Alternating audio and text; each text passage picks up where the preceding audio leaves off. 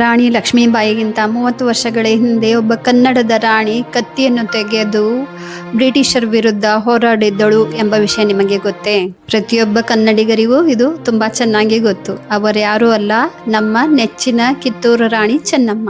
ಕಿತ್ತೂರು ರಾಣಿ ಚೆನ್ನಮ್ಮನವರು 1778ರಲ್ಲಿ ಬೆಳಗಾವಿ ಜಿಲ್ಲೆಯ ಕಾಕತಿ ಎಂಬ ಗ್ರಾಮದಲ್ಲಿ ಜನಿಸಿದ್ದರು. ಬಾಲ್ಯದಿಂದಲೇ ಕುದುರೆ ಸವಾರಿ, ಬಿಲ್ಲುವಿದ್ಯೆ ಮತ್ತು ಕತ್ತಿ ಯುದ್ಧದಲ್ಲಿ ತರಬೇತಿ ಪಡೆದಿದ್ದರು. ಮುಂದೆ ಕಿತ್ತೂರಿನ ಮಲ್ಲಸರ್ಜಾ ರಾಜರನ್ನು ಮದುವೆಯಾಗಿ ಕಿತ್ತೂರು ರಾಣಿಯಾದರು.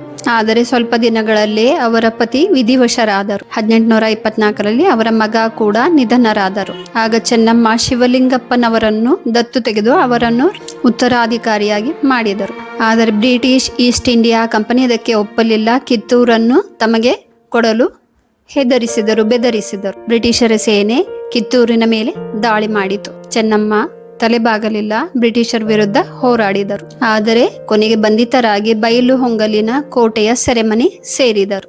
1829ರಲ್ಲಿ ಅಲ್ಲಿಯೇ ನಿಧನರಾದರು. ರಾಣಿ ಚೆನ್ನಮ್ಮ ಯುದ್ಧವನ್ನು ಗೆದ್ದರೋ ಸೋತರೋ ಎಂಬುದು ಮುಖ್ಯವಲ್ಲ, ಅವರು ಅನ್ಯಾಯದ ವಿರುದ್ಧ ತಲೆಬಾಗಲಿಲ್ಲ ಎಂಬುದು ತುಂಬಾ ಮುಖ್ಯ. ಇಂದಿನ ಹುಡುಗಿಯರಿಗೆ ಇದೇ ದೊಡ್ಡ ಪಾಠ.